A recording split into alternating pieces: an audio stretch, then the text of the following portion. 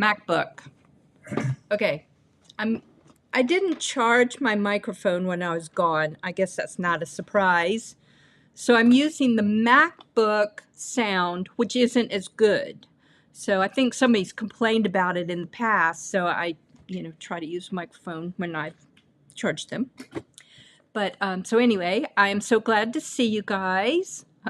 Vanessa was trying to read my lips. I was reading out everybody's name because I like to acknowledge y'all for being here.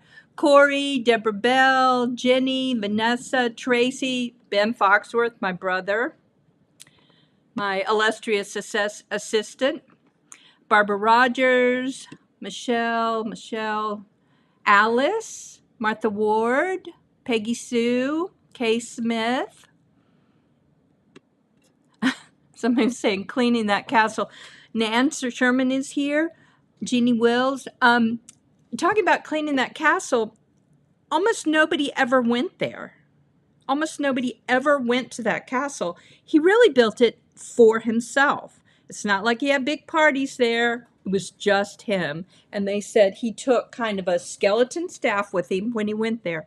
He was a rather odd person. Whether he's crazy or not is a little bit debatable, but he had no interest in other people. He really didn't. Ludwig II, who built Neuschwanstein Castle,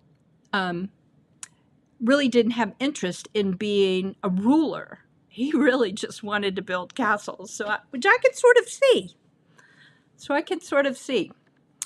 Tanya's in Florence, Kentucky. So Roberta's here. Okay, so what I set up was I pulled out a bunch of photos of things that I thought would be interesting to you as crafters. I mean, they interest me, so I was hoping they would interest you. And I made up a slideshow. I've never done a slideshow during a live, so I don't know how it's going to work.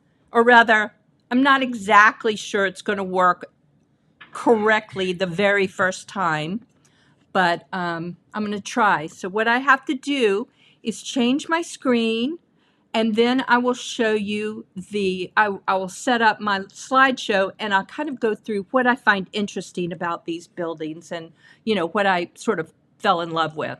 Okay, I'm clicking my screen. I'm going to screen, so now you'll see all this crazy stuff. One of these days I will get good at this, but I don't know when. Play. Okay. Now I can't see anything. Wait, maybe I can escape and just see part of the... Okay. Now let me go to... I think it's working. Oh, except it's the last slide. Let me go to the first slide. Play. And I'm going to hit escape so I can kind of see what I'm doing, I hope. And still see y'all. No, it didn't do it. If I hit escape, okay, so I'm not going to be able to see y'all. So I'm going to hit play again, and it'll be my full screen. And this is, I called it European inspiration, just stuff I really like. Okay, let me go see. All right, so we arrived in Marburg, Germany.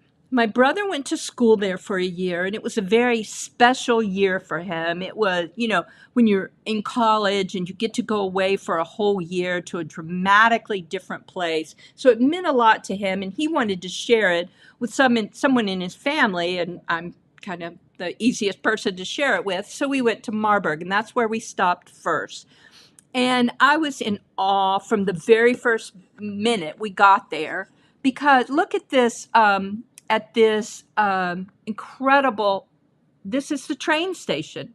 And I mean, even the shape of the train station, I'm like, oh, I have to take a picture of that. And later on, I might not have taken a picture of it, but at first, just the shape and the arch, everything was just incredible. So I felt like I had to record it. And I still think it's very intriguing design. So that was a train station. Then we get to our hotel, and this is what I see out the window. It was cool. you know, kind of a breeze going through, and I see all these timber framed houses. I'm like, this is going to be incredible.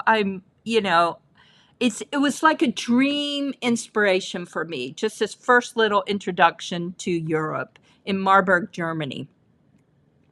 And then we walked around the town. First, truthfully, we had to go to sleep for a while because we'd been, you know how it is traveling.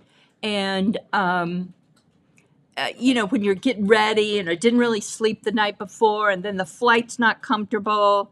And so we had to sleep for a while. Then we got to walk around the town and look at this incredible, it's like this corner tower, this corner extension on a building. I just think it's beautiful, and it's got little motifs, and you know, it's just I just can't believe they took the time to do these designs, and they were so beautiful. And then this is in the kind of the square and the sort of the city square. And that building is like, oh my gosh, I just, the tower, the steeple is such a neat design. And I thought about it, and it's actually easier to make in terms of, you know, because I always think this way, how do we make it? It's actually easier to make than the four-sided steeples we make. It's basically you fold that kind of almost pyramid shaped in two, and then with two little extensions on the side, and it's a dramatic steeple top. So I just fell in love with this building too, just like so many others. And there you can see the steeple a little bit better, but I just think it's a design element I have to use in my crafts. All right, and then one thing I noticed was that many of the roofs, in fact, most of the roofs were slate, but not only were they slate, they were curved slates. And the designs they put into these roofs, the time they took to mesh these designs together. And you know, a slate roof, okay, like in turn, because I actually built a house and kind of researched things for a while. You get a regular asphalt roof, kind of a regular shingled roof, and that's like a 10-year roof. But if you get a metal roof, it's a 50-year roof. If you do clay tiles, they can be 150. But a slate roof is a 200-year roof. And if it's done right, you know, if you flash it properly and basically you guide the water down the roof. And that's why I was so intrigued with these gorgeous slate designs and these curved slate roofs. Okay, next, this. This is what I wanted to make today. I wanted to modify one of my designs, and I'll show it to you at the end, with a stepped side. You see how the design on the side of this clock house, this clock tower house, or, you know, main clock building in the town, it's a step design, so it makes a very interesting design on the side. And then the tower isn't simply a square, it's really half of an octagon, and just makes it so interesting. And then on top there's a square, and then this beautiful decorative clock area, and at the very, very top there's a chicken. And what the chicken does when the clock goes off, the chicken flaps its wings. It's hysterical. And you see all the people standing there waiting for it to flap its wings. Ben thought a chicken came out from those little doors, but that did not happen while we were there. I'm not sure if that's what it does, but the chicken did flap its wings. There, you can see the chicken a little better at the top. And I love the stone design. You see how easy that would be to, or relatively easy that would be to paint? So anyway, I hope to make that design pretty quickly, because I have a basic design I can modify and make it far more interesting by adding, you know, some of these elements, and just make it so much more interesting. Now, I don't know about all these little dormers on the roof. Those are a pain to make, so I may just kind of eliminate them and just do interesting shingles, maybe those semicircular shingles. That's kind of my plan. I wanted to sort of explain how it appeals to me as a designer, as a crafter, as a maker. And this just very interesting house on the just I don't know, just walking through. I mean, I could hardly walk. I was taking so many photos. And look at this one. Is this a stunning house? And what is interesting, or rather, another interesting detail, is that the motifs on each of these floors is different. So it's like floral on the first one, different design at each story of the house. Yeah, and it's red. Who I wouldn't have thought to paint them red like that, but it's a beautiful color. One thing in Marburg is that the steeples on the church and the castle, no, on the churches are all crooked. They all lean to one side, and it looks like by design, because if something leans because it deteriorates, it doesn't lean so symmetrically. So for some reason, they built the steeples crooked, and we asked people, and no one knew why. So that was kind of interesting. And then this window, what I liked about it is it's a series of like scrolls, but they alternate directions. So you see one way it's pointing to the left, and then like the middle scroll is pointing to the right, and then the one above it points to the left. And it's just such an interesting design, and I'm like, I can do that. That's not that hard. And then you make your windows on each individual project much more interesting. I can't read y'all's comments right now, but I'll go through at the end. And this is just another timber frame, and it's not perfectly symmetrical. You see, they didn't do both ends of the houses the same, and that I really like. And again, that's not something that would have occurred to me. I always tried to make, whenever I did a timber frame design, like on my alpine wreath, I did not make the window, I did make it very symmetrical, but it doesn't have to be. Let's just take a moment to read. Okay, Ben said, wait, oh, Ben's telling you that that was a square. Can I write off my trip on taxes? No, I'm not going to do that. I mean, I could probably write off some, but yeah. I just thought you want to look at the... Yes, I know. Oh, just draw the dormers. There's got to be an easier way to make dormers, and I saw something on another designer, and I'm like, I might be able to make them that way. So I'm trying to come up with an easier way to do dormers, a simpler way, because I think gluing them on the roof, they kind of slide off. You know, yeah, it's hard to get them to stay exactly where you want them to stay. So I've got an idea for making dormers better, but you know, all my stuff takes a long time. I have to play around with it because I really want it to be easy for you. Here's another crooked steeple. I think it's intentional, but maybe they just didn't want perfection because man doesn't do perfection. I don't know.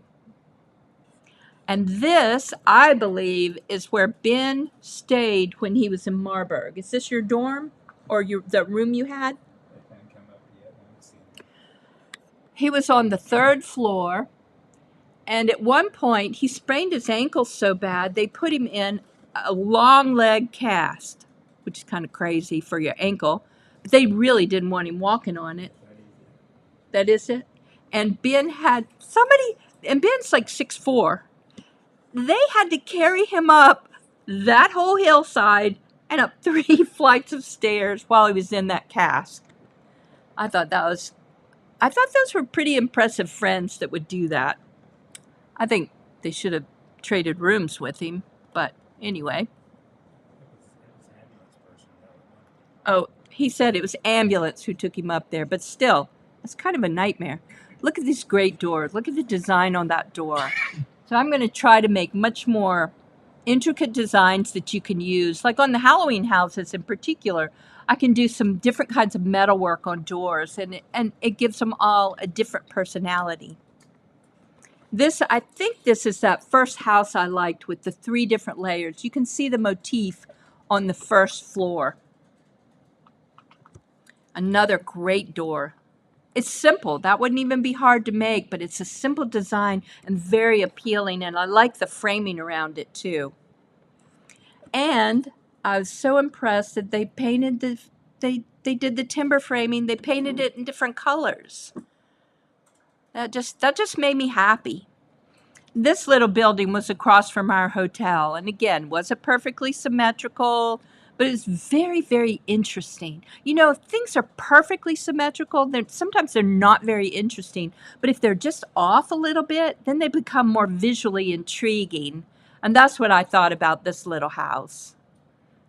I can't remember what it was. And this one, they painted around the timber framing with red to make it stand out. And I really like the shutters as well. And also, each floor, the windows are different, you know, so they're longer in the first floor, shorter and shorter and shorter. And I just, you know, it's just an intriguing detail. This is a model of the castle at the top of Marburg. And truthfully, I did not, partly I was tired because I was making all these slides. You cannot really get an idea of what the castle looks like because Marburg has incredibly steep hills, and the whole castle was on all these different layers, and you just didn't get a sense of the castle because of all the layers and the steepness of the site. But this model gives you a really good idea. And I just love this little model. So it simplifies the details enough that you get a better concept of the castle.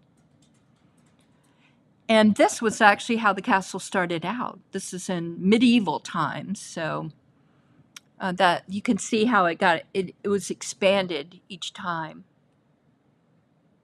And we went to a museum within the castle, and they had a model of timber frame house, kind of showing how they're built.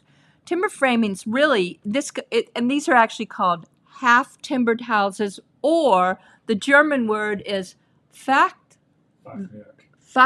house, and what it does is it saves wood because you don't have to use wood for the entire house. You fill it with you can use stone or rubble and plaster. Ben's friend that we met there, Manfred, said sometimes they sticks and just kind of put plaster all together to fill in the spaces between the wood. And here on the next view you see the timber framing, and it makes for very strong framing without using a ton of wood. Europe was populated, pretty heavily populated early, so they had to conserve wood. And I like that kind of design, how it gets larger as it goes to the top. I just think it's a beautiful design. And then I'm actually talking faster than I meant to, because you get a little nervous. And did you ever do a presentation and you have to boom, done? It's supposed to be 30 minutes. You were done at 20. So I kind of got excited and I left out some details. Okay, this is the castle. This is the kind of the iconic castle. And there's a debate as to whether Walt Disney actually saw it or not. The people at the castle on their website, Neuschwanstein website, say he did not actually visit the castle, but he certainly saw photos of it and used it for the castle in Disneyland, used it as a model for the castle at Disneyland. And of course, Disney was over the top, so it was much more extensive when he, kind of did his Disney's version.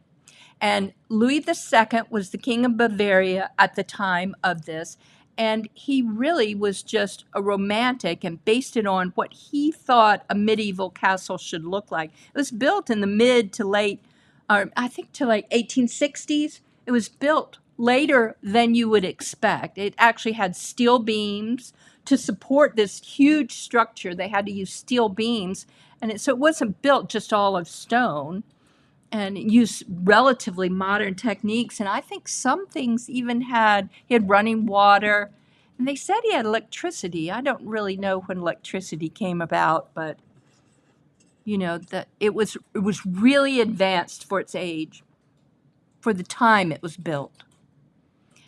Okay, so we're driving up there, and he's saying, now you can just see it. It's just coming into view. And I'm like, oh, great. This is a 10-hour day to see the castle of my dreams, and this is what we're seeing. I mean, I had no idea. I'm like, I'm not going to see anything. And the guide, Nicholas, he was from South Africa, he said he has taken people up there where all they saw was a Bavarian cloud. And, you know, if once they got close to it, they could see the stonework, but they never really got to see the castle. So in retrospect, we were really lucky. But I'm like, look, how am I going to see the castle? But then we start getting closer, and we could see the castle, and it actually cleared up some for us too. And this house is just a house in the village below the castle. And I just love this one. This one I definitely want to make. Ludwig's family crest included a swan, so that's why it's called Neuschwanstein, New Swan Stone Castle, because of his fascination with swans, and they were on the family crest. So you can see the swan kind of above that window on the first floor, and I thought the green and the kind of taupe colors and the brown just went together beautifully. So this is a house I hope to make sometime. Maybe I'll make it as a bonus for the Alpine Wreath. Okay, this castle is Hohenschwangau. I'm not saying it right. Ben runs some, Germans mush their words all together, so Hohenschwangau. That's very close. Hohenschwangau. Neuschwanstein Castle. And that was kind of his father's castle, and they went there some when he was young. But he wanted a really fantastic castle, so across the kind of the little valley, he built Neuschwanstein. And this is really the only view where you can truly see the castle. So Ben and I met a British couple who took our photo, and so you could really see the castle.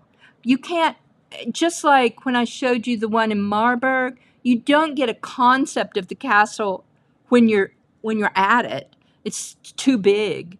And so you have to get away. So they actually built a bridge. It's called Marie's Bridge, where you can see it better. And it is quite a workout.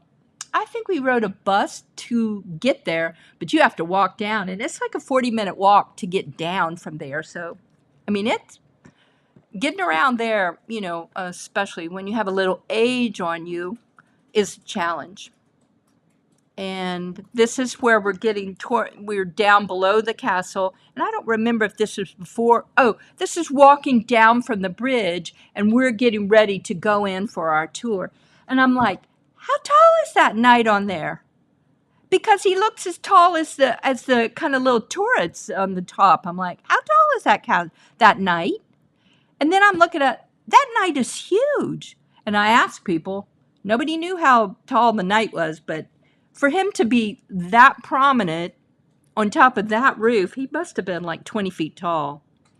I tried to research it and couldn't find it.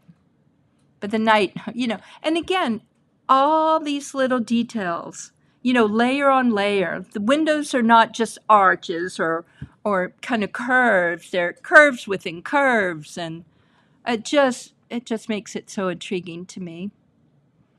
And this, I think, is considered the front. So at first I thought, well, did they paint it?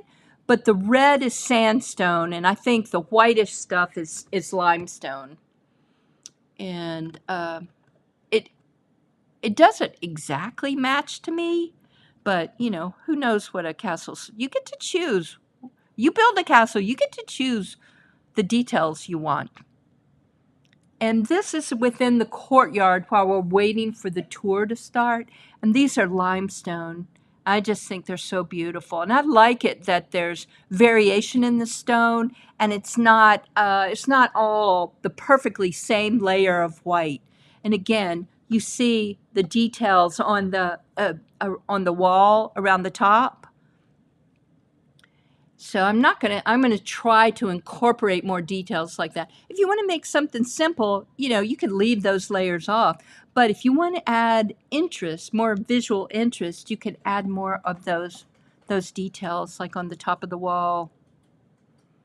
And this is as we were leaving the castle. I was kind of sad. I was tired because we had to walk around a lot, and then it started raining really hard. So we got really lucky. Nicholas, our guide, said we were really lucky for those weather conditions to be able to see the castle as well as we did. Was kind of amazing.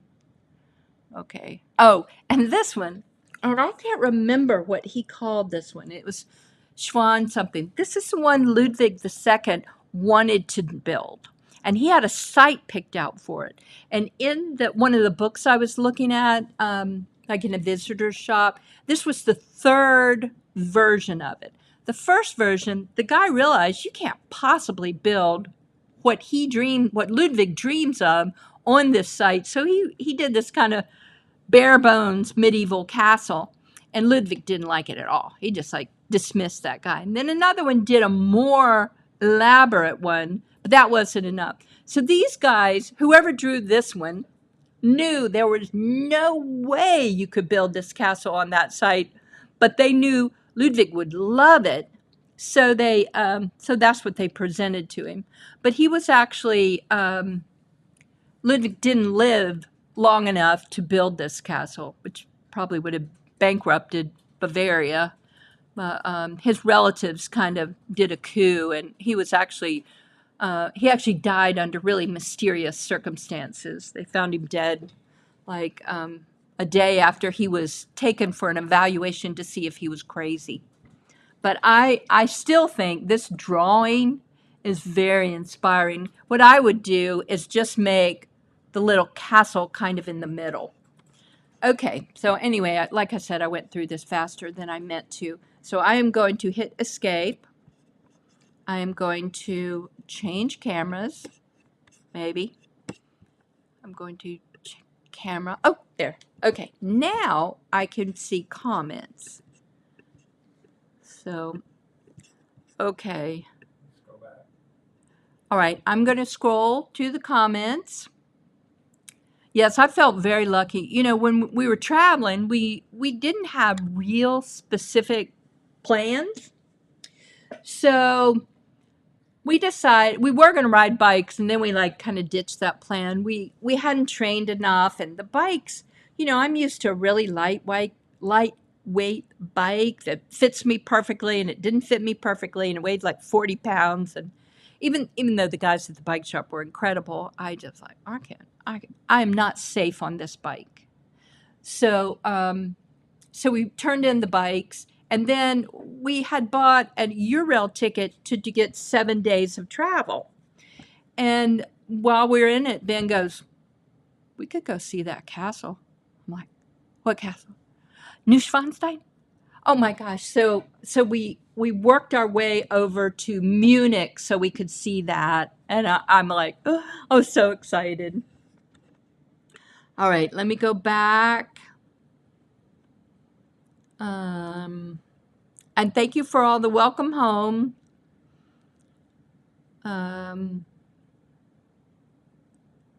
Oh, and I saw Deborah Bell's question again about writing off my trip. That's so funny.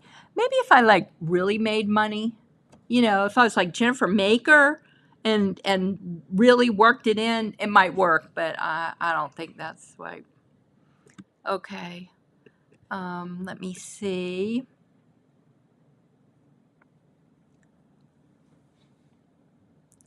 Let me see.